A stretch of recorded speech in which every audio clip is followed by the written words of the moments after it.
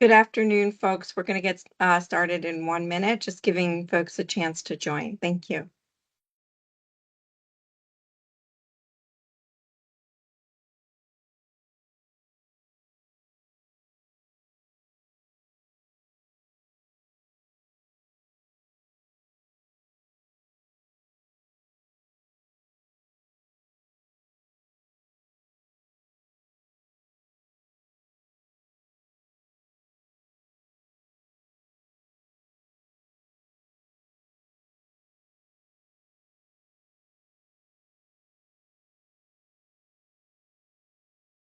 All right, great. I'm going to get started.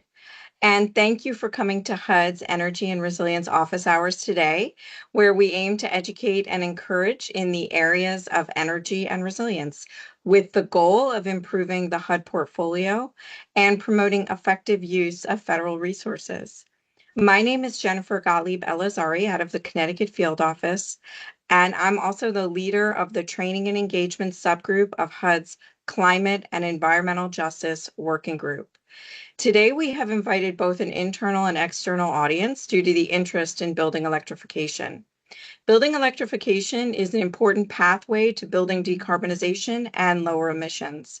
It also supports a building's resilience when it is paired with on-site renewable energy, which produces electricity for heating and cooling in an electrical format.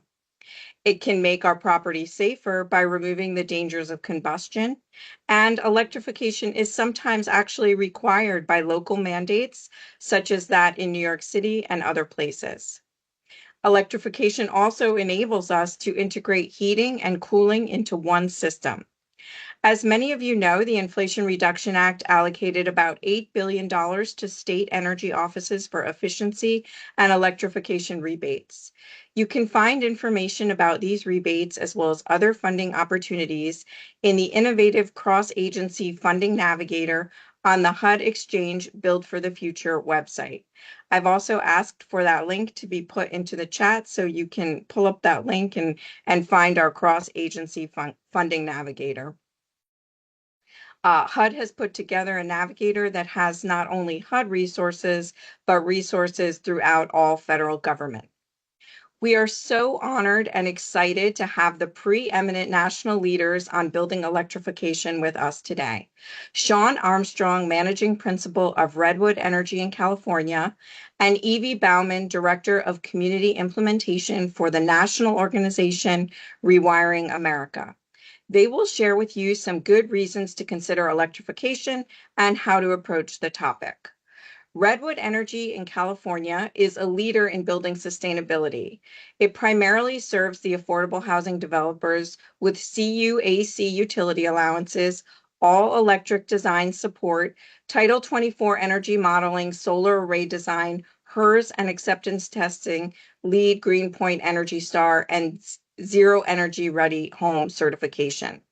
It has educational guides in electrification and other sustainable building topics on their website. As the managing principal of Redwood Energy, Sean has worked for 28 years in building electrification, designed the retrofit and new construction of more than 25,000 all-electric residents for disadvantaged populations, co-authored 7 pocket guides to building electrification, provided legal and tech support to building gas bans nationwide, and has received grand prize awards from the UN and the California Building Industry Association. He was inducted into California's Clean Energy Hall of Fame in 2022, and in 2023 and 4 worked for the United Nations on behalf of the State Department in this area. Rewiring America is the leading national nonprofit that promotes electrification. It is also one of the partners of Power Forward. The Power Forward Coalition received $2 billion from the Greenhouse Gas Reduction Fund for homeowners to decarbonize housing and reduce energy costs for homeowners and renters. Evie comes to Rewiring America with experience as the Municipal Sustainability Director from South Bend, Indiana.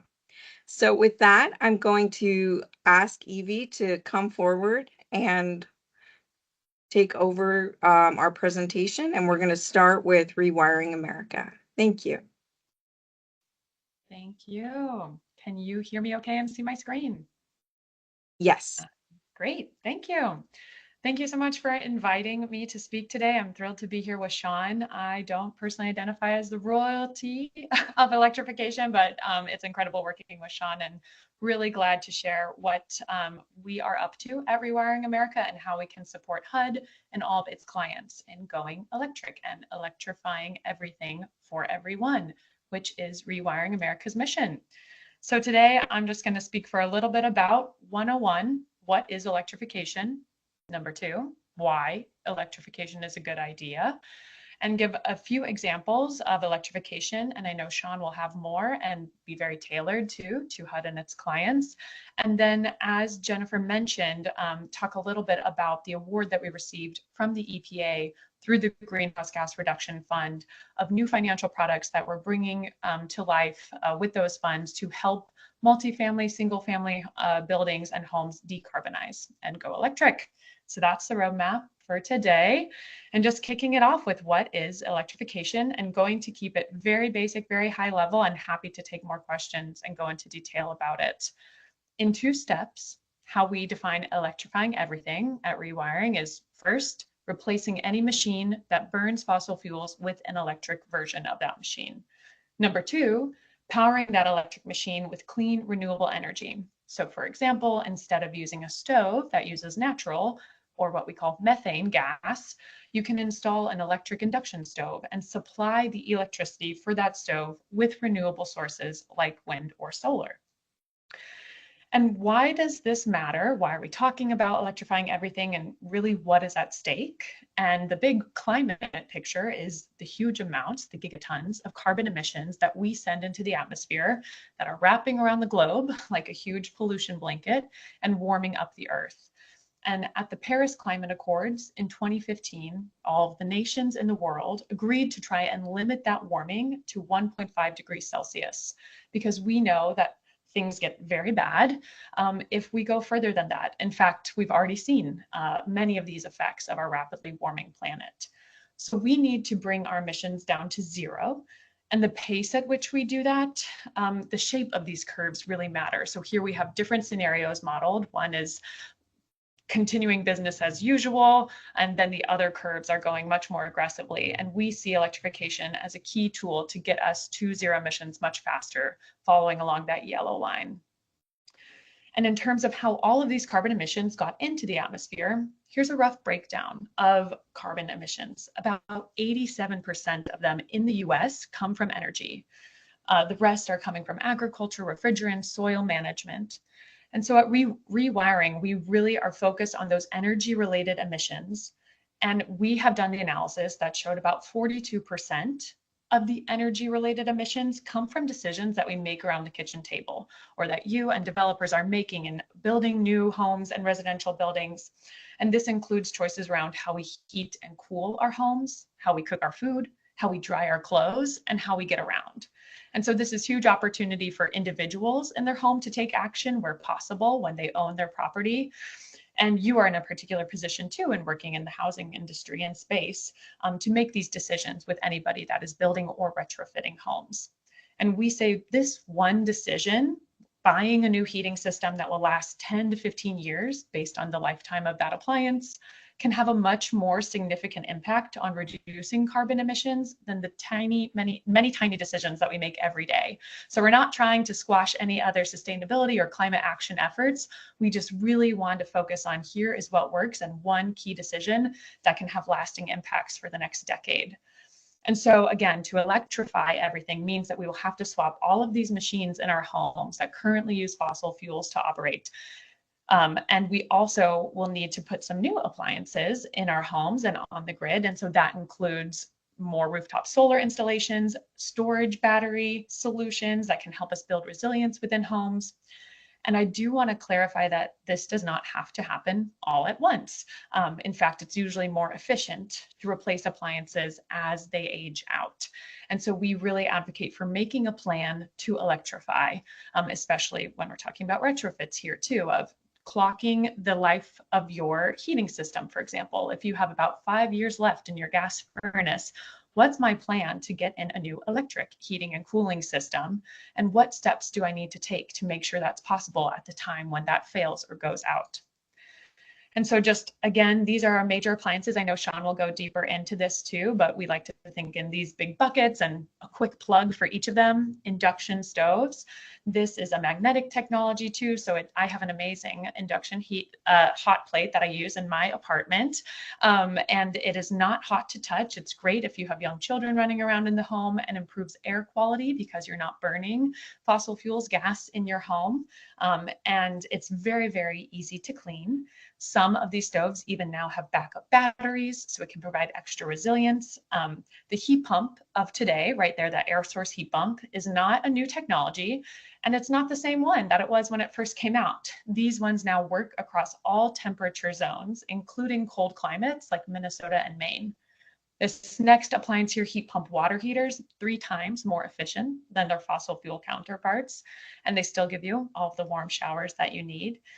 And heat pump dryers, they don't require a vent cut through the exterior walls of your home. They don't need gas hookups. And in many cases, you don't actually need to update your wiring to accommodate them. And they cause less damage to your clothes. They're more gentle. And then electric vehicles and solar panels might be more of the technologies that come to your mind first when we think about going all electric. But we want to include them here just because electric vehicles have huge potential for bill savings for you, to avoid spikes in gas prices. And they also can sometimes power your home in case of a power outage. And solar PV, photovoltaic systems, no carbon emissions here to produce the energy, and can save you lots of dollars if they're connected to your energy use. So creating with batteries a cycle of energy independence and less reliance on the grid.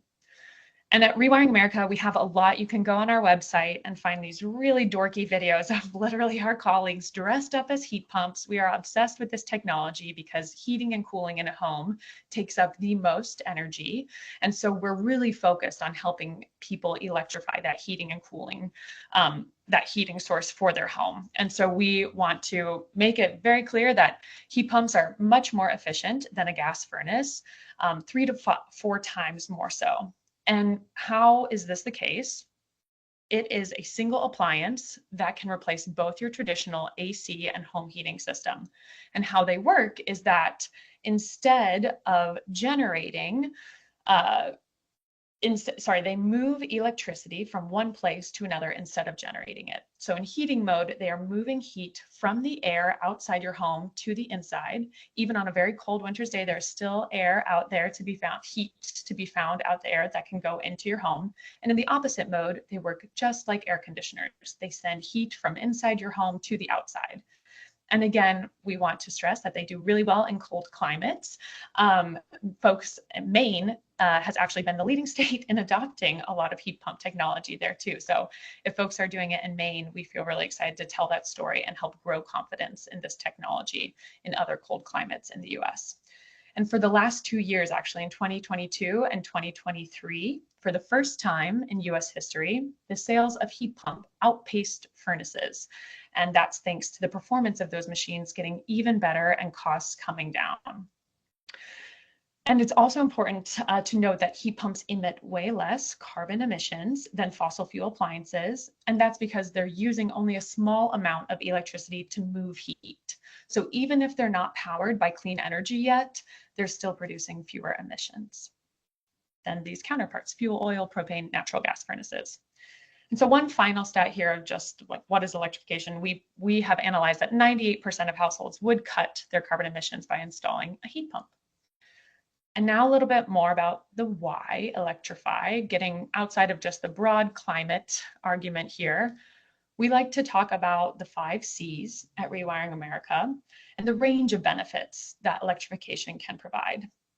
And so one helpful framework is thinking about these 5 C's and comfort. And this is where a lot of public health arguments can be made. And I think Sean is also going to talk more about that.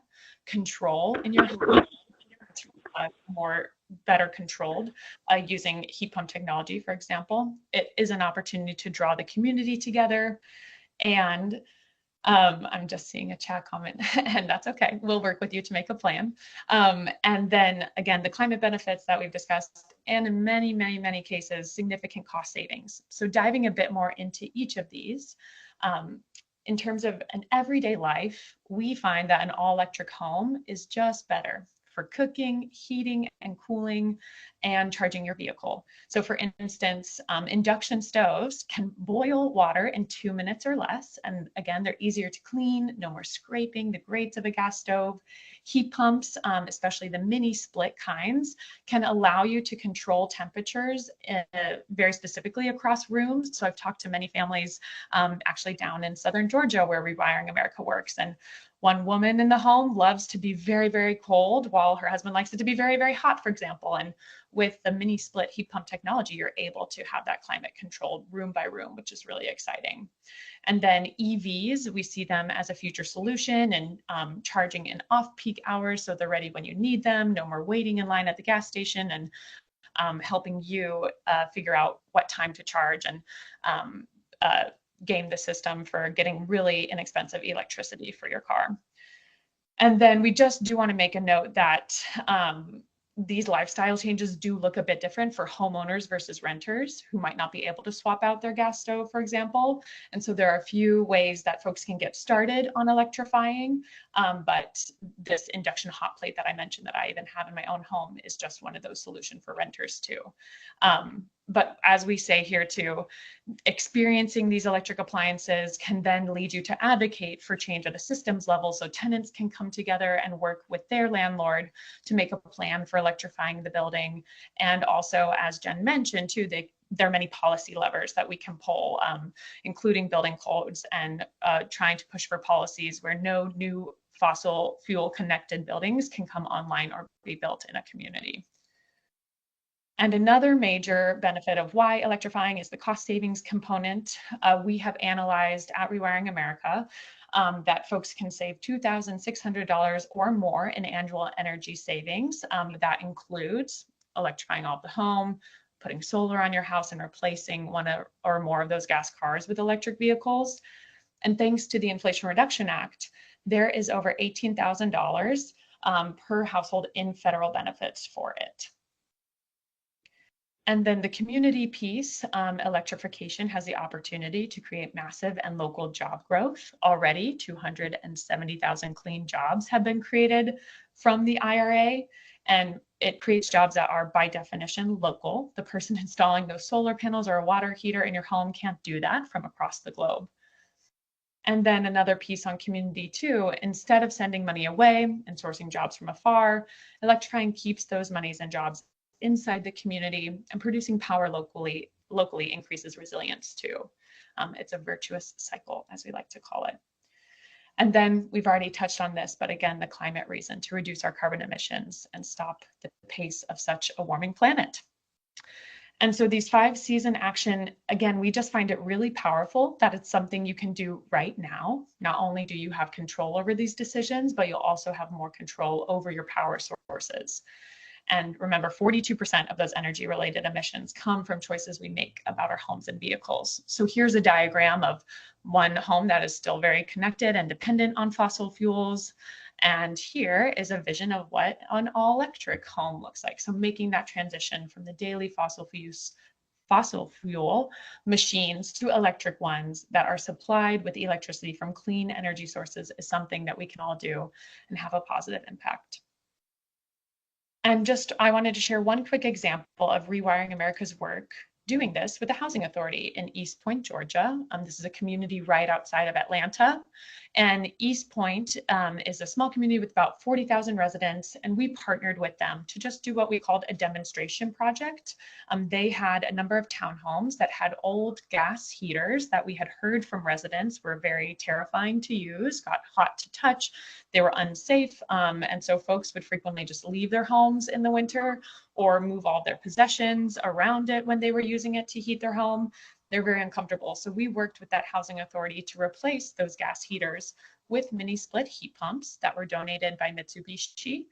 And we were able then to also help the housing authority get another deal from Mitsubishi and the contractor with whom we worked to install 16 more heat pumps in their townhomes. So we were able to provide this positive experience for the residents of East Point Housing Authority that improved their comfort and safety. Like I mentioned, the upstairs room where a teenage daughter lived could have it being really cold when she wanted to sleep, but the mother in the room could have it at whatever temperature she wanted to. It would be off if they weren't home too, saving energy throughout the day. And now they can cancel their gas bill since they're no longer connected to the gas system once their furnace was removed.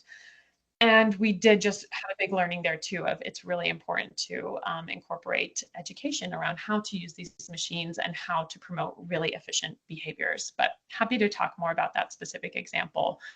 But we were just thrilled to see that the Housing Authority really was excited about those machines. They were glad to hear the residents react positively to it, and that they were encouraged to install 16 other mini split heat pumps. And so to wrap up here, again, the Inflation Reduction Act was a monumental piece of climate legislation.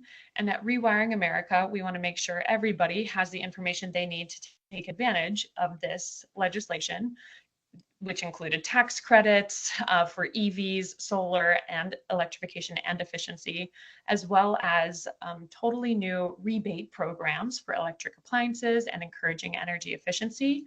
And we built a tool that we call the savings calculator, which sounds similar potentially to the federal funding tool that Jennifer mentioned, but we want it to be really easily accessible for folks to see what incentives are available to them to help them make the switch. And then, as mentioned, our personal electrification planner can help you do step by step. I know I'm going to need to upgrade my electric panel, although that's not always the case. I know Sean is also going to talk about this to accommodate future electric appliances, or I'm going to need to rewire to get wiring an outlet for my stove to go in my kitchen, since previously it was gas and that wiring isn't there. So we can help you think through all of those steps and what's required to electrify. And last but not least, because we're so committed to this vision, we did partner with Enterprise, LISC, United Way, and Habitat for Humanity to come together as a coalition known as Power Forward Communities.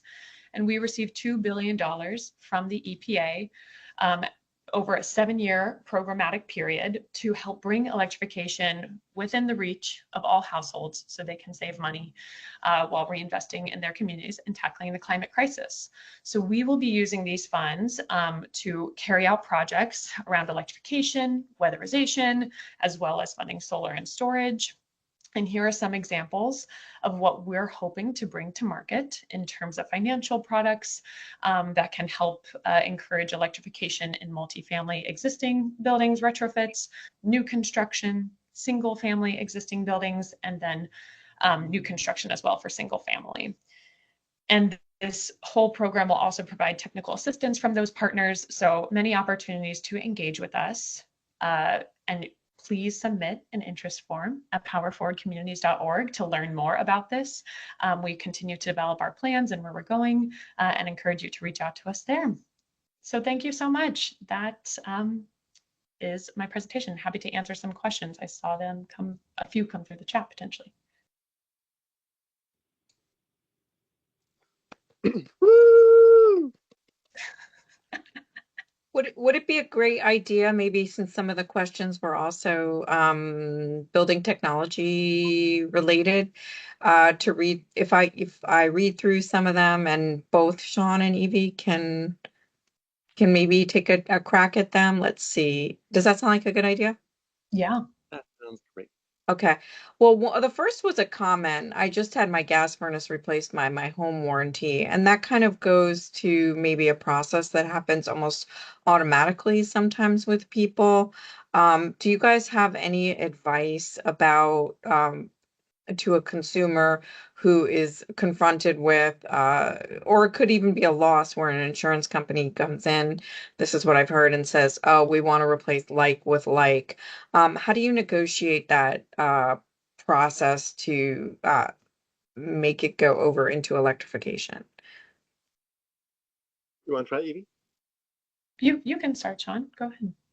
Well, I think you're honestly a little bit stuck with the warranty. That it's fair for them to say we were going to replace a gas furnace with a gas furnace, and replacing a gas furnace with an air conditioner that goes in reverse, a heat pump, is probably not something they're going to do. On the other hand, no time like the present to just do what you need to get done and say, I don't want a gas furnace. I guess I'm going to be getting a heat pump. I'm going to show you affordable options here in a moment. Great. And yeah, I'll just add to, with the incentives that are now available in the Inflation Reduction Act, depending on, Jennifer, you mentioned the insurance too. We've seen some of those cases of, well, we're going to have to forego that option to have it be paid by insurance, but I am going to use these new incentives to bring down the cost where it actually seems close enough to make the switch. So. Okay, great. Thanks. The next question is, what about older homes with water boilers and baseboard radiators and no air ducts? How can these be electrified? Well, I'm going to show heat pump boilers. So there's gas boilers, and a boiler means it raises the temperature to 160 to 190 degrees Fahrenheit. It doesn't actually boil it, it's just called that. So you get a heat pump that does the same job, or you get an electric resistance boiler. Those are also extremely common, which does the same job. And electric resistance would be in a place of cheap electricity, and a heat pump boiler would be in a place of expensive electricity. And with no air ducts too, the mini splits can work for homes, probably 1 to 3 bedrooms, fewer ones there too. So there are, one photo that I showed from East Point is where the unit is outside, and then it just looks like something that goes on the top of your ceiling and is like a fan, kind of like an AC. If you've been to a hotel, that kind of unit that pushes out heat or cold air too. So that's a way to work in a home that doesn't have existing ducts. Okay, great. I'm just gonna respond to Michael, and I think you guys will agree with me. He asks, are there resources for landlords to facilitate the transition to electric? So right, so that's the Inflation Reduction Act, all the things that we've been talking about, Michael, and we can go over that. No, Michael's out of the San Francisco office, guys, just so you know, because I know Sean is in California. So, okay, great. So I'm just going to, if there isn't anything else for Evie, if there is, you can raise your hand. We want to make sure that we have time for Sean. So I'm going to just give control over to Sean at this point to share his screen and his presentation. Thank you. Thank you, Evie. And thank you, Jennifer, and thank you, Evie. Okay, I already got introduced. So just look at the pretty pictures. Upper right-hand corner is where I started getting trained in 1995, and the house is from 1978. I'll show you another cool picture. Then on the right-hand side, that is our first net positive subdivision of homes in the nation. And it's for low-income seniors, and there's housing vouchers associated with the project. Lower right-hand corner, that is one of our first all-electric zero-net energy apartment complexes in the nation. It's for low-income farm worker families, USDA funded. Actually, both of these are USDA funded. I'm trying to make the point that I'll make repeatedly that the affordable housing industry, of which you are a part, has led the nation consistently, as government-funded organizations kind of perhaps should, be the first one to implement government policies. And for that, I've gotten a bunch of friendly awards, but really it was the developers pursuing financial self-interest, and I'll show you that really gets the award, in my opinion. If you have any questions, because this might go fast, on our website for free are all these 6 books here, and then there's a guide for electric vehicles. So single-family new construction and retrofits, multifamily, including one that specializes in cold climates that we wrote for utility in Michigan, and then commercial buildings, including retrofits. Every single system, every single challenge you can really think of that has to do with, with residences in those 3 books, or 6 books, pardon me. Now, I'm going to try to do this education story time. I love story time, and I think that I'll be able to make all my technical points this way. So first off, you should know that in 1894, the fastest car in the world was an electric car. Won the sprint. You can find a little YouTube video of a modern version of this, the race with the same vehicles going on. Hysterical. They're not that fast. And also, so that was called Le Jamais Content. Pardon me, that was 1899. In 1894, we also got our first electric cab business. And I'm constantly in Uber Teslas all over the nation when I'm traveling around. And it's just sort of fun to see. When I talk with the Uber drivers, every single place I go, they're like, yeah, it cuts my driving costs in half or 1/4. I love it. It's just a great car. So that kind of electricity was not available to most of our nation. In 1934, 90% of people who lived in rural America did not have electricity. So the Great Depression brought us the alphabet soup of agencies, and the Rural Electrification Administration, which went on to 1959, wired 60% of the land masses of our country, getting people access to information through the radio and getting access to power, for farm work. The lower right-hand corner, you see that guy with his big grin. He's like, yeah, he's got a battery charger up on the wall. And he's got electricity finally, so he has his first hybrid tractor, meaning that it has an electric start, a mechanical start before, electric start now, that he has electricity. Yay, he doesn't have to turn a crank and make an explosion happen. Oops, wrong direction. Next kind of fun thing that happens is hold on. Are you still seeing my slides? Yes, right? Yes, everything's good. Cool. I just pushed a button and got startled there. Okay. Ronald Reagan retires from Hollywood and gets picked up by General Electric and Westinghouse, and they put on the #1 television show in the United States on Sunday nights for 10 years. Ronald Reagan is not only the director, he also knows everyone in Hollywood. For instance, he discovered Marilyn Monroe, and they build him a demonstration mansion. And so there's a lot of fun 1950s era videos of him walking around in his house with Nancy, explaining how lovely the electric lights are and his electrically heated swimming pool outside. And he has all these electric servants. He's kind of into having servants, which are his appliances. So this TV show, which is a big hit, it always had the jingle, "Live better electrically," and all the advertisements in the middle. Back in the day, you bought appliances from utilities, not from big box stores. So the utilities were selling their washing machines and such. And air conditioners. You want your air conditioner? You might get it from Westinghouse or General Electric.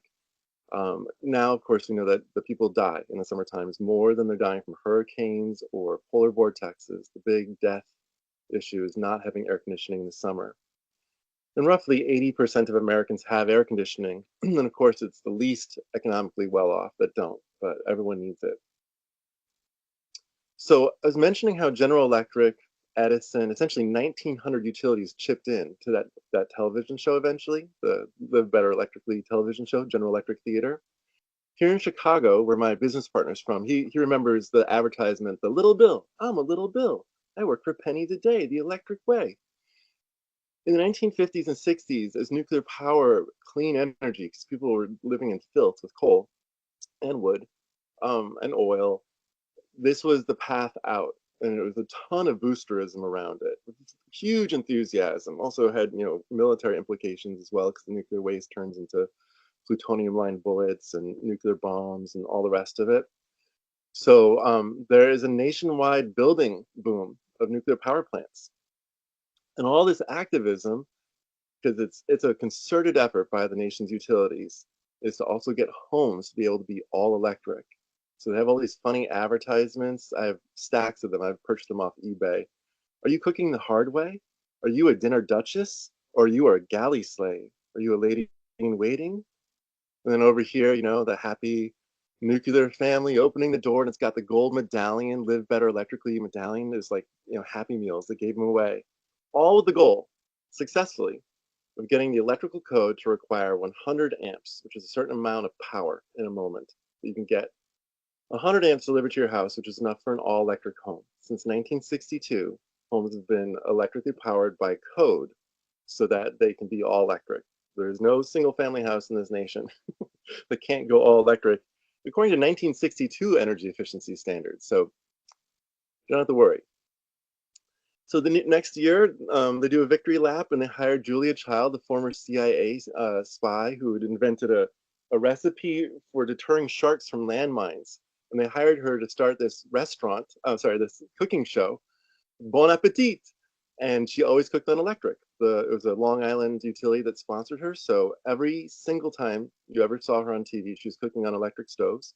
And she'd show people how to do it the modern, clean way of setting temperatures at different points. So she could make her bechamel over here and her roux over there, and she could do frying over here. And she used the burners in this very sophisticated, look, this is how you cook good food kind of way. Ronald Reagan, he got caught having perhaps stolen money or done some double dealing, something like that, when he was the head of the union in California, the actors union. So he had to step down from TV, but he ran for governor. And he continued pushing hard for nuclear power, now as the governor. He was governor for 8 years in California at that time. And there's some important things to know about that happened then.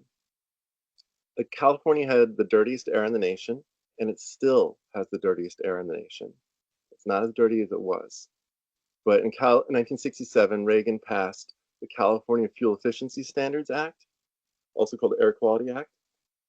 And in 1970, when Nixon was the governor, also from California, um, they passed the Federal Clean Air Act with a specific set of language for a California exemption that the EPA gives. It's been given 50 times. It's been litigated up and down. Essentially, this is what allows California to require a certain percentage of cars to be electric, which is how our industry of electric cars started, essentially, is from California because of this legal exemption. And then there's another set of laws to know about. Same deal, too. In 1974, the oil crisis, the embargo from OPEC, it drove electricity prices up fourfold because most of our electricity is still from oil, not from nuclear power. It was a growing industry, but so the Warren-Alquist State Energy Resources Conservation Development Act, which then got yet again an exemption from the Federal Energy Policy and Conservation Act. And there's so many consequences to this, but there's a separate building code in California that's been sort of pioneering zero net energy, all electric, 100% solar power design for 15 years now, and going strong, and I'll show you why. So Carter comes in and he's like, hey, we have not solved the energy crisis. Conservation is the only way we can buy a barrel of oil for a few dollars. And here he's putting up the solar thermal panels. They came down in 1986. A lot of people say Reagan did that as first thing when he came to office. Not at all true. His first priority was getting nuclear power plants opened up around the country. But he's being foiled by the huge public reaction to children being gassed with radioactive steam for about 3 days before the public was informed at the 3 Mile Island nuclear accident, which is immediately next to a school. So there was a bit of a hiatus for 30, 40 years of advocacy for all electric construction, with nuclear power being people ambivalent about it. But hydropower has always been cheap. So just check out this map, because this is the natural way things have been developing all the way up until 2020, which is kind of the first year you can say that we've had any policy to drive electrification in our country. This is all a result because it's just cheaper to build all electric. Developers in the south of our country, which had access to heat pumps that work year round, even in the wintertime, old-fashioned heat pumps with no computer in them. So you can see them building all electric. Even down in Florida, 77% of construction today is all electric. Hawaii, 72%. If you've ever vacationed at either of these places, you've no doubt eaten all electric restaurants and stayed at all electric hotels and visited friends, and everything's electric. California, because it had all those policy independence, it's a petro state here. And we've had some shocks with energy values, and basically our state also really bought into the idea of clean natural gas.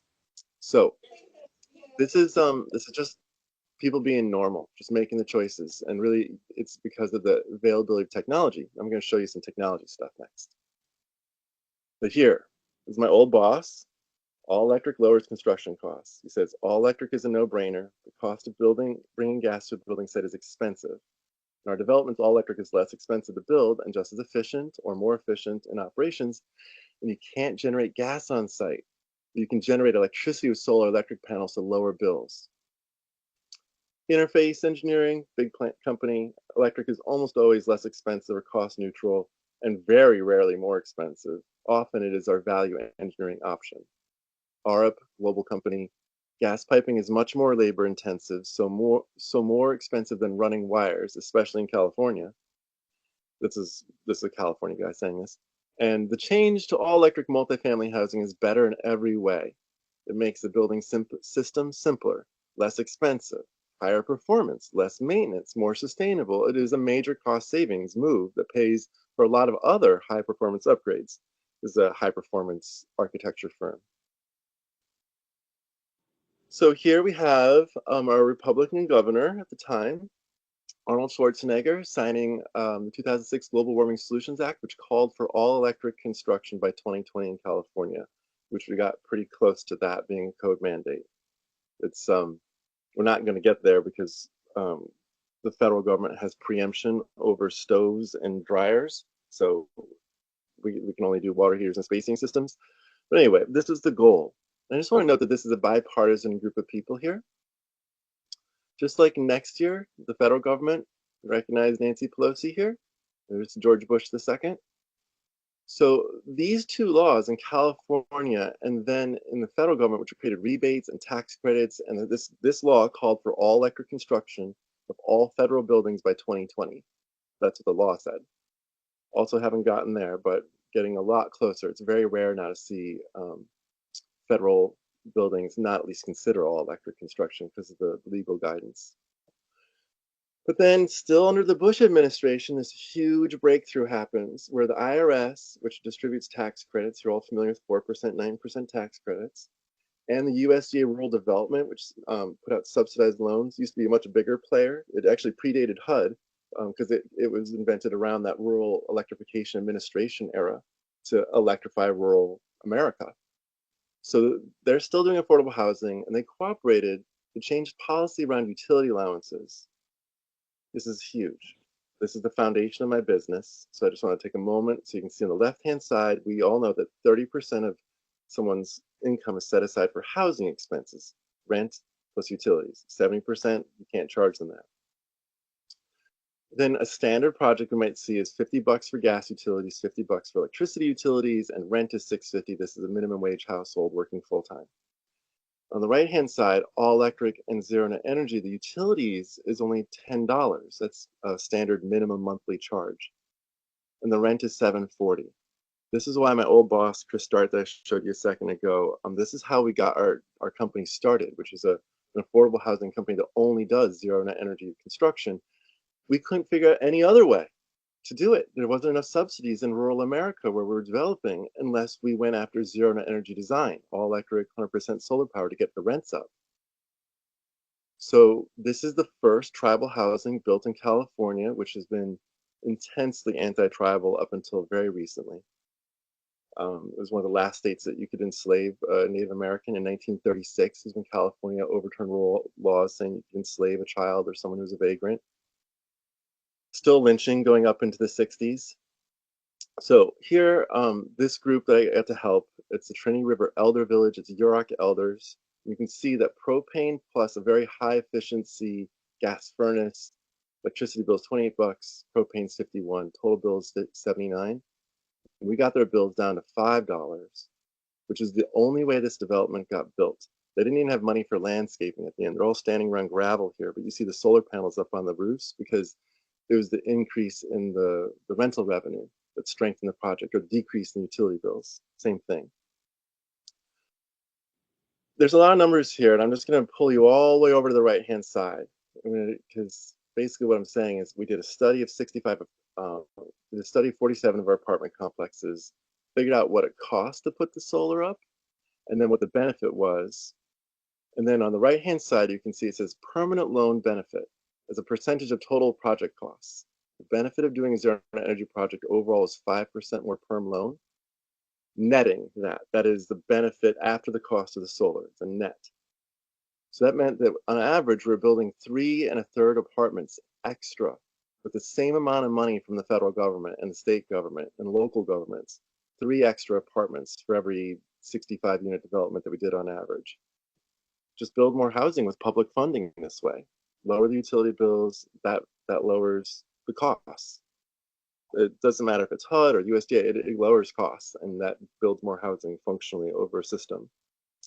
And so my clients, because I've got a fair number of clients, and we're working on like more than 100 apartment complexes right now, all over the United States even, like Nevada and Florida, Michigan, and New Mexico. This is just a better way to develop affordable housing. Now, back into story time. Now, I showed you how the tax credits and rebates came through with Republican, Democrat compromise laws. And I think just fun. I went on YouTube obsessively and I identified all these different stars from their homes because they do little walkthroughs and things. They all put solar up on their roof. And I'm just like, pick your favorite star. These were early adopters in the early 2000s. And then I'm going to take you kind of serious. This is the first wildfires in California that people are like, no, that's climate change. You know, we've had drought for 4 years. It's gotten hotter every summer since 2006 in an unbroken chain. And this fire killed my mother-in-law. It's called the Tubbs Fire in Santa Rosa. It burnt down hundreds of homes and killed like 77 people, and just devastating. So this is something that accelerated my activism on the topic. This is when I hired lawyers to help Berkeley ban gas and all the rest of the cities. It seemed kind of fair. You know, gas is coming for me. I was going to go after gas. Sometimes gas kills people through explosions. As you as maintainers of apartment complexes, you're probably familiar with the danger of having gas leaks and the importance of addressing it immediately if someone reports a gas leak, because the gas will fill up a room and then blow up the house. This happened to my sister-in-law and my brother shortly after they moved out of their condo in New York City. Someone up on a different floor turned on their gas stove when there was a gas leak in the apartment and blew up themselves, blew up the apartment, turned on the water sprinklers on the entire condo building, shut off the gas to the building for half a year. The person survived, by the way, after being like in a coma for 3 weeks. Survived being the nicest word for what their body is like now. It's just terribly dangerous. There's no equivalent like this with electricity. Electricity does not explode if there's an electricity leak. And then here's the kind of leaking that you do on purpose without knowing. On the left-hand side, this is Becca Hickel. This is one of my staff. And we have an infrared camera here. And I'm trying to show you the amount of smoke. So this is just a normal flame. This is not this white, orange, red thing. That's not like a big gas explosion. That is the invisible cooking smoke. It's only visible because it doesn't have much particulate in it, but it has the same impact. You were running 2 burners on full blast, like you're cooking boiling water, just 2 burners in the front. That's the same amount of gas pollution that is coming out of the back of your car while you're idling. Like if you stuck the exhaust straight into your window in your fridge, in your kitchen, pardon me, that's the same amount. Same BTUs, the same combustion pollutants, and one is more visible because it has PM 2.5 in it, particulate matter 2.5, PM 5, PM 10, all these are like you can see the smoke off of a car until the car gets going, and then it's kind of invisible. What this means on the right-hand side, okay, on the very bottom, of cooking one dish on electric, there's some smoke that is from oil, the butter or the oil that you're using. All cooking has that. Then you can see right above it, cooking one dish on gas, you get the 190 parts per billion of nitrous oxide, which is the chemical that is regulated by the EPA for power plants. So there's no place in the nation that is outside air that is as dirty as what is in your kitchen after you've cooked one dish. You already have illegal air in your kitchen. You cook a full meal on gas, and you're getting way up there. God forbid that you do like an oven cleaning with your gas stove. It is so much gas combustion that does not get vented out of your house and infiltrates every single bedroom all throughout the house, as if you had a campfire going in your kitchen, or if you had someone smoking. You know that if someone smokes in your house, every room in the house smells like smoke within an hour or two. So gas stoves are understood now to be cigarette-like. The first study was back in 1995, where they studied back when people still had spouses who were smoking in the house. So they got 660 something homes. They divided them up into gas stove, electric stove, smoker in the house, not a smoker in the house. And then they studied all of the health impacts of heart attack medication, wheeze, angina sensations, etc. And they found that women, because this was a study of women cooking over stoves, who were cooking over a gas stove but did not have a cigarette smoker in the house, had the same health impacts, all the medications and heart attack symptoms, that people who did have a gas stove in the house but no cigarette smoker. And they've proven it in every single which way of studying the chemicals that move around the rooms, that cooking with gas harms kids. It gives them asthma. It's like 1 in 8 kids in our United States that have asthma specifically because of just the gas stove. It's that bad. It's just like having someone smoke a pack or 2 of cigarettes in the living room every day in the house that you live in. Then I think that this is already illustrated by Evie, thank you, but just to show you like how much gas leaks, because methane is 40% of the climate change that we're going to be experiencing over the next 20 years, just leaks, not what we burnt, just the accidental leaks is 40% of our problem. You can see that all these different basins leak at different rates, like 2 to 17%, 6 to 12%. That's what's causing it. That's the first biggest leak, is just getting it out of the ground. But you also have leaks at every step of the way. And some of the biggest leaks are once it gets to your street. There's a 0.68% leak in the low pressure distribution in your street. Your meter is a regulatory valve on it that's designed to leak, to release pressure. And then every one of your appliances leaks also at the junctures. Natural gas on demand gas water heaters are designed to leak. They put out a big leak puff before they combust. So this is the problem. And basically, because methane is like 80 times the impact of CO2, once you get to about a 1.2, 1.3% leak, it's just as bad. It's just as much leakage. It's not just as much CO2 as the part that you burnt. Like you burnt 98% and you leaked 2%, that equals twice as much pollution as you thought. Because the 2% is just as much pollution as the 98% that you burnt into CO2. That's how powerful methane is. So one of the things to do is just shut off gas to buildings, shut off the system. Do it incrementally, of course, within your budget, but the goal is to get rid of the leaks. It's like the biggest, worst part of climate change that we can address the fastest. And luckily, it's a great idea. It's so much more efficient. If you're not into climate change, and some people aren't, efficiency is a great common ground to discuss. And so 81%, 81%, 81% gas efficient furnaces. The best that we've ever been able to make is 97%. It's at the theoretical maximum of burning gas. And the minimum efficiency heat pump out there for making heat in the wintertime is 240% efficient because it just gathers heat from the air. It runs a fan. That's the big thing that is a heat pump, is a big old fan. And the air is being blown over a really cold gas called a refrigerant that absorbs the heat.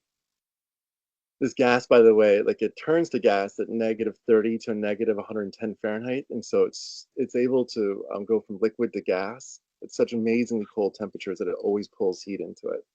So the most efficient we have in the United States right now is a 720% efficient heat pump from Carrier, American manufacturer. So just fantastic efficiency. A little bit of electricity goes a long way when you pull the heat out of the air. Oh, and something to mention is that this also solves our summertime peak. If any of you guys are like, oh, but what about the grid? What you're seeing here is how this saves the grid. These are also efficiencies for air conditioning in the summertime. I'm focusing on comparing it to a gas furnace, but the summertime peaks are caused by air conditioning. And when you go from a federal minimum efficiency air conditioner paired with a gas furnace, very common existing system, to a heat pump that has a computer in it so that it works in the wintertime, that computer also makes it like a 420% efficient air conditioning in the summertime instead of 240. You're cutting the electricity demand of the air conditioning in half by putting in a heat pump version of one. And so we've done this in Sacramento at scale, like many hundreds and hundreds of households have studied, and they are reducing their summertime peak, even though they're all electric homes, because it was the air conditioner that was the problem. Wasn't anything else they were electrifying. It's not the dryer, it's not the stove. Those all use electricity, but it's the air conditioner that's the problem, chilling your entire house. So that's the solution, is get a heat pump and electrify, and you see lower summer peaks that way. Yay, good news. Here's also, you can see, doesn't matter what the electricity is in the grid. It could be West Virginia, which is 92% coal in its grid, and it's still, because it's collecting so much heat from the environment, still reduces total greenhouse gas emissions and reduces the methanes that are also a huge greenhouse gas pollutant. It does both. Now, returning to that question of 100 amps, remember how the activism in the 1950s got them an all-electric code by 1962? So this is the results of this. Okay, so what we can see is that 98% of people have their peak power demand is below 88 amps. 86% are below 50 amps. 48% of households have less than 30 amps. And looking down here in the lower corner, like you can see it has a little yellow arrow, trailer homes. Like the smallest trailer homes have a 30 amp pedestal at their trailer home park. Larger, more standard manufactured homes, that don't necessarily have wheels on them, but they're manufactured, that's 50 amps. That's the smallest you'd see. Apartments, you might see 80 amps, frequently 60, 80 amps. And houses, code minimum is 100 amps. So you can see how there's room. You can electrify, especially when you're putting in a more efficient heat pump. You can electrify and not have to worry about peak power. You're fine. I'm going to show you some things. This is a nice example. We just won about a third of $1 million from the Department of Energy, which got thoroughly shared by everybody, right? But this is a really neat one. So it's a double wide manufactured home from 1973 and the garage next to it that we turned into a house. It's all on 100 amps. It's two houses on 100 amps. And we're using all these cool, really efficient modern technologies. Just going through them, like this heat pump here, it sits on a wall and it doesn't have electric resistance backup, super energy efficient. And then underneath the modular, the manufactured home, those usually have ductwork underneath. So we use this do-it-yourself installed heat pump. It has pre-charged refrigerant lines, so we could just do it as normal people. And then down below in the left-hand corner, this is a circuit splitter. We shared the HVAC, the heat pump, with the stove. It uses the same circuit, but it has a transfer switch that allows them both to operate at the same time, unless they're both using too much power, and then one of them gets to do its use. So the stove gets to go, and the air conditioner would have to turn off for 10 minutes. No big deal. Then there's these two in the middle, heat pump water heaters. Both of these can plug into any outlet. They use 900 watts or less of 120-volt electricity. Literally any outlet in a house has the amount of power that these would need. They're designed for ultra efficiency. I'm going to show you these 2-in-1 dryers, but we put one of them in. So it's a washer and a dryer, and it just runs on the standard existing circuit for the washing machine, so no new wiring. Upper right-hand corner, this is how I cook in my house. I have these 120-volt stoves, 2-burner stove tops, and then a countertop oven. And so when Nan died in the Tubbs fire, I didn't have much money, and I just literally dragged that goddamn stove out of my house. She'd help me pull it in because it's a neat old antique stove that I liked. Dragged it out, put in some shelving, and I got 2 of these 2-burner induction ranges and 1 oven. And that's how I've been making Thanksgiving turkeys and creme brulees. And I'm a really good cook. Like, went to culinary school. I'm a good cook. And I love cooking on induction. Is way better than cooking on gas. I wish I'd known earlier. And we also put in 1 standard induction stove. So all of this fit on 100 amps in 2 houses. You can do it. Here, just upfront examples. On the left-hand side is the stoves that you can plug in anywhere. The right-hand side, we've got 36 of these in local tribal homes, just finished installing them. They come with batteries. So these homes, which are so often subject to power outages, they also can just keep on cooking during an outage. But this is designed to plug into any outlet in your house.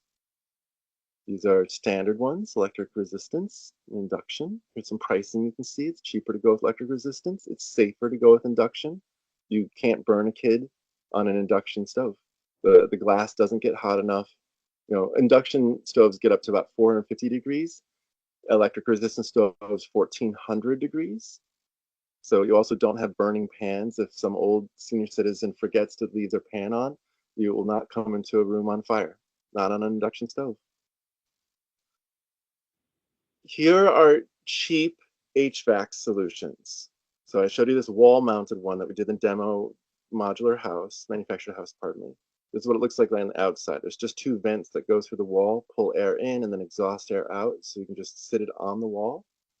These are nicer and heat pumps for the windows, and they have inverters, they have computers in them. These all have computers in them that make them work below freezing and be really quiet and really efficient in the summertime. And they're cheap, you know, $1,000 to $3,000. This is something you should consider doing if you have air conditioners in HUD apartments in these form factors. Is like, go get a heat pump version. My staff person who lived in a 10-person household in East LA, she just bought her house with her sister-in-law. It's beautiful to see. But I bought her this when she started nursing her daughter, and it's too hot. And this has a computer in it. Medea is the only one right now making a computer version of this, just portable, roll it up to a window. Heat pump. These are everywhere up in Vancouver because there was a death. Someone accidentally tipped their air conditioner out their window. And so the housing authority of the city of Vancouver replaced like 40,000 window air conditioners with these because they roll on the floor. They don't put them in a window, you just put it into a window vent. So something to think about for safety, because it's spooky to drop a heat pump on a baby and kill them. Here is ductless mini splits as mentioned. So it's mini because I don't know why they call it mini. It's upright. It has the fan like this way. The other types of heat pumps like this, the fan is pointing up, and this way the fan is pointing to the side. So they call these mini splits. This is more the Eurasian form factor, but you just run a little copper line of refrigerant into a room, and then all these different kinds of fan coils sit there. You just pick which one works for your room, and then you get heating and cooling. Oh, and you can just see pricing, right? $6,000 for the first room, $3,500 for every additional room is a pretty standard price. This is duct work. It starts at about $8,000, a ducted system, and if you add like redoing the duct work completely, it's definitely like a $20,000 project, but it could be as cheap as $8,000 just hooked up to existing duct work. So this is what they look like. They just look like exactly like an air conditioner, and the box that goes in that's a heat pump looks exactly like an air conditioner and furnace box. They're sized the same size on purpose. So it's just a one-to-one switch out. And then I would encourage you to avoid this. This is like early electrification where they put these huge heat pumps up on the roof and then they'd run refrigerant lines all over the place. And it's just so expensive and it often leaks. But mostly it's just so expensive. $18,000 per apartment to $24,000 an apartment. And these are like $8,000 an apartment or $6,000 an apartment or $600 an apartment. This is a 10,000 BTU heat pump. That's enough for a whole apartment in California. It's enough for my partner's 1,500 square foot house. Here are heat pump water heaters. This one on the left-hand side is different. It has an outside compressor and it uses CO2, so it goes super cold. And you see this more like in New York and the Northeast. And these ones you'll see there as well, but they're going to be parked inside the apartment or maybe in a basement that's warm. These are larger versions of the same thing. It's got fans, collects the heat, heats water, just bigger. I'm just trying to make the point that these are sized for all sorts of different buildings. This is the biggest. It's made in upstate New York, Link, Aegis, and it's 42 tons, which is a huge amount, 500,000 BTUs. And it goes down to negative 30 Fahrenheit and heats water up to 185 Fahrenheit for the people who have like boilers, trying to replace a gas boiler in a building. 185 degrees. It actually can go up to 194, but it can go from negative 30 up to 185 in one lift. Here's a nice example up in Seattle. They've got them down in the parking garage because it's like 2 stories down. It's a little bit warmer down there. So they have a kind of heat pump that likes warmer air. Just makes sense. You use what you got. These are in Oakland, using a basement room, blowing air into it, and then chilling that air and exhausting the air from the room. But this is heat pump boilers down in the basement, and then solar panels up on the roof to make electricity. You sort of think of it like a combined heat and power, if you know that phrase. Here are the washer dryers that go together. $1,200, $1,300, $1,900. They make heat pump versions of them also that are all in one, so they can be either condensing, which is slower, or heat pump, which is faster and more efficient. And they just fit in the exact same spot the washing machine is, and they plug into the same outlet, but now you get a dryer. And they're ventless. The water leaves through the drain, so you don't have to cut a hole in the wall or anything. Now I'm almost done. I apologize if I'm running here, but those books at the beginning give you all this stuff. There's this sub panel that's smart. So you can have like a 20 amp circuit breaker, but plug 6 different 20 amp circuits into it. And this computer here will balance those because you very rarely use all 20 amps. And so it can let lots of things operate at the same time. But then if you are running too many things on that circuit, it'll shut one off or shut 2 off just to keep it safe. Same thing with bigger panels. I'm doing retrofits now in some of my first apartment complexes I did back in 2005, where we put in gas and they had 60 amp services. So this is a 60 amp span panel. This is a 60 amp EcoFlow panel. Strategies here, this span panel is just balancing. This EcoFlow is balancing and it brings in battery power. We're putting these into apartments, bringing extra battery power so you have both resiliency during off-grid, but we don't have to rewire the service. It can fit on a 60 amp service and the extra power can get pulled from the battery. And here is that same thing, a smart panel, and it's using the car to deliver power into the house in this case. This strategy started after the Fukushima earthquake. Nissan Leaf let people use their cars because a third of the power was out in the country. It's a big deal. It's 2011. But now we just saw after Hurricane Helene, there's stories everywhere about people using their Fords, their Kias, their Nissan Leafs. Everyone's using their cars now to power their homes for, I kid you not, up to 3 weeks at a time on just one car charge. There's a lot of battery in a car. Like the power wall on the wall is 13 kilowatt hours. A car is 70 to 130 kilowatt hours, like up to 10 times as much. And you can go drive it and charge it in someplace with power and bring it back home and keep the dogs happy. We're combining all the things I just showed you into one apartment complex that can be off grid the entire year. So we've got a big solar array that you're seeing here. This is in Petaluma, North Bay of the San Francisco Bay. It's just a little farm town, basically. And this is actually surrounded by urbanity. This is the drawing. But anyway, big carports of solar, big car roof, solar on the roof, using vehicle to grid charging like I just showed you to charge a central battery.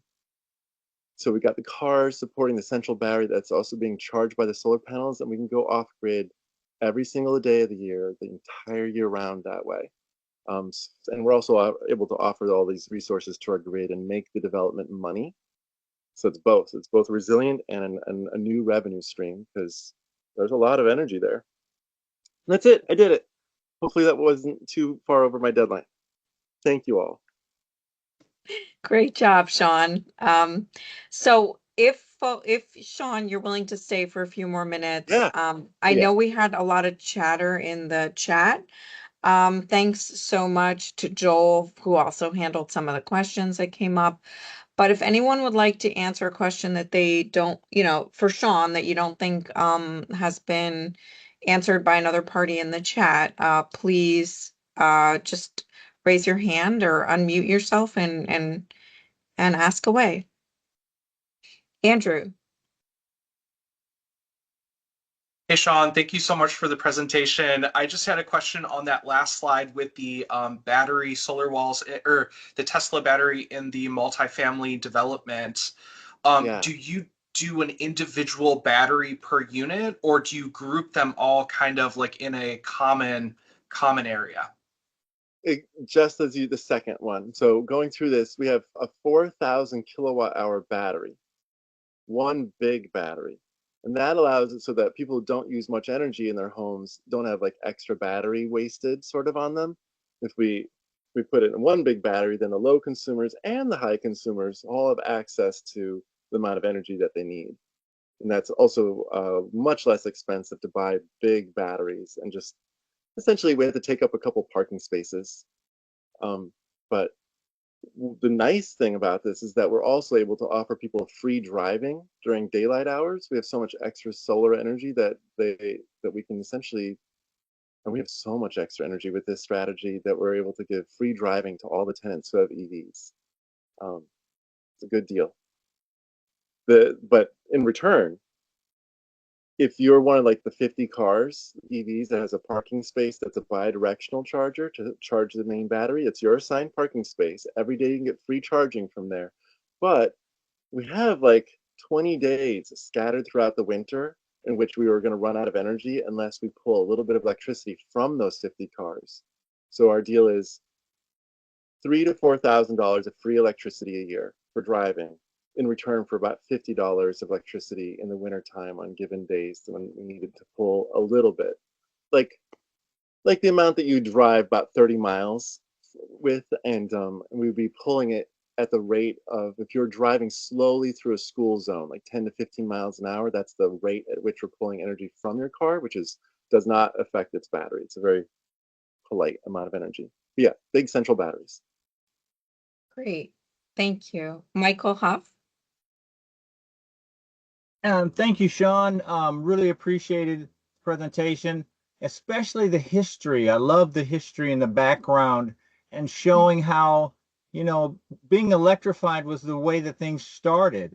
People were aware of that. And so I'm sure that a lot of people don't know that that was a way that things were done. And it's just about educating people. And I know we have new technologies now that have even more advanced than what they had. So I really appreciate that, and just kind of sorry that who knows what variables brought in the lack of the loss of the nuclear, and the overtaking of the fossil fuels, for electric. All the time, I really have tracked Reagan because he was a divisive figure in my family. My dad voted for Reagan, my mom voted for Democratic candidates at the time. And so I've tried very hard in my presentation to show the nonpartisan or bipartisan efforts to move our energy security of our nation forward. We became energy self-sufficient in 2008 under Obama, and it was through fossil fuel development.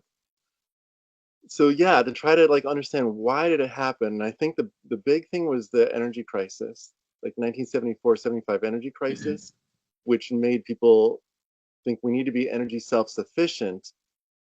And Carter's like, we'll do it through conservation best. And Reagan's strategy of nuclear power ran up against the 3 Mile Island accident.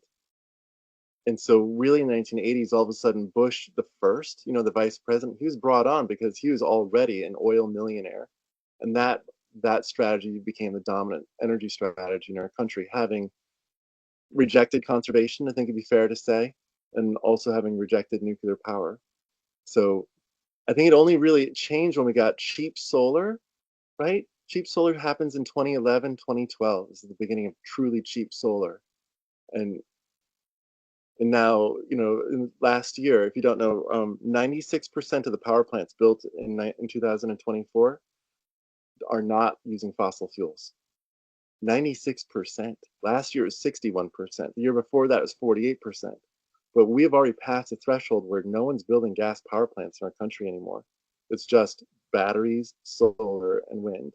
Or not in that order. Solar, batteries, and wind in that order. Yeah, the new stuff, the new way of doing it. It's great to hear those statistics, because we're often misled that solar isn't enough or something like that. It really has the great potential. Yeah. This house at the end, we're able to make enough solar electricity 95% of the year. Pardon me, just getting to that picture. 95% of the year, we could be off grid with our battery. It's only 5% of the year that we need a car to chip in a little bit of extra electricity, and that's just with our solar array. It's not. Great. This is not like a super sunny part of California. It's North California. It's just okay. Great.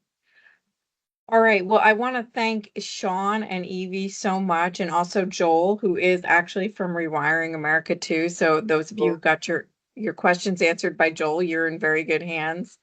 For coming today. If you have a question afterwards and you want us to communicate with any of the presenters, we'd certainly be happy to do that for you. We will also be giving out the PowerPoints in an email afterwards to folks who attended. Also encourage you to go to Redwood Energy's website, where they have a lot of educational guides, because there is a lot of information. There was a question about procurement. And I believe Rewiring America came forward and said they'd be happy to give some technical assistance for that. So I want to thank everybody for coming today. I feel really privileged that we were able to get these two tremendous presenters today. And thank you all for your interest. It's up to all of us to, as HUD staffers who have the relationships with a wide variety of stakeholders in the field. I believe we have great power if we talk about this information to really be part of this positive change. So please stay engaged, and we're always here for you. Thank you so much. Thank you so much, Jennifer. Thanks, Okay. Evie. Thanks, Joel. Thank you. Bye-bye, everyone.